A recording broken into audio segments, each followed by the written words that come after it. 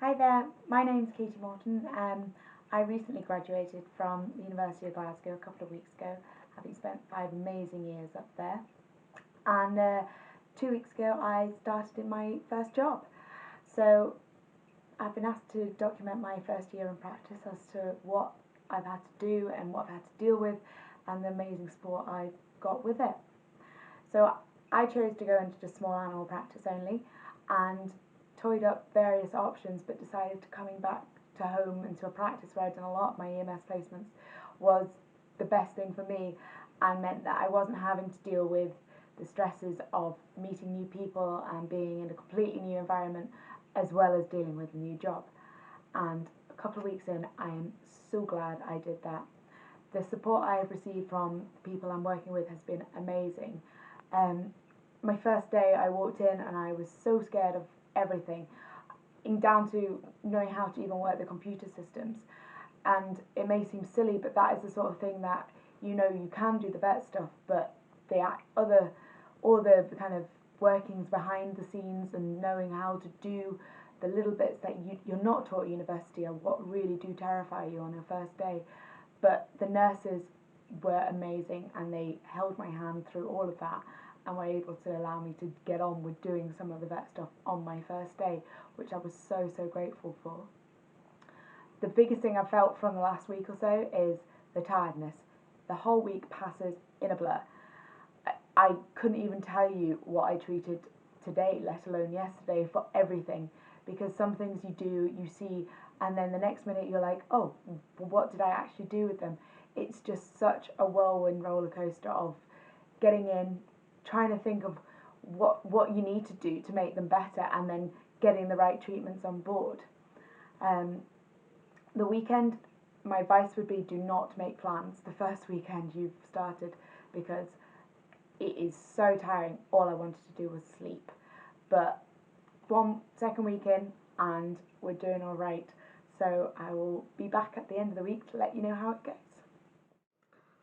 Hi guys, 2 weeks in now, and so far so good. We've managed to complete our first surgeries this week, which was really like a massive adrenaline rush. And by the end of it, I was so kind of in shock that I managed to do it, but all went well. And I think it's these little milestones that you have to appreciate, that what you've done is a real big deal. At university, you're so used to just kind of being like, okay, I've done this and moving on to your next task. But for me, getting my first bitch spay and my first cat spay out of the way was a real big achievement, and they all went well. They've come back for their post-op checks 2 days later, and everything seems really good. So really pleased with how that's going. Again, it's the little things you don't know during them as to which suture material is the best one to use, but the nurses are always your best friend and definitely know how to help you out with those. I think also this week the biggest thing I've learned is to expect the unexpected. Nothing that you can always There's nothing you can always prepare for. Something that seems like a really simple routine thing can end up being horrendous or taking twice as long. And you've got to be able to think on your feet. And I think the best thing is to just always be prepared to take on some different challenge or go a different route, and just ask for advice when you need the help. Um, Drugs wise and like treatment wise, definitely getting there. I think it will take years though before I know everything. I starting to write down every single cheat way of learning how to take out the medications and get the right drug dosages. And again, my advice would be, if you get hints from any of the other vets that you're working with or any of the nurses, then they are definitely worthwhile writing down.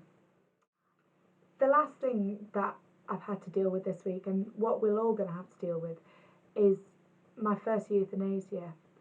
Now, this is something that obviously I was prepared for and I knew I would have to do at some point, but it still hits you, and it's still kind of a hard thing to do, especially in your first couple of weeks.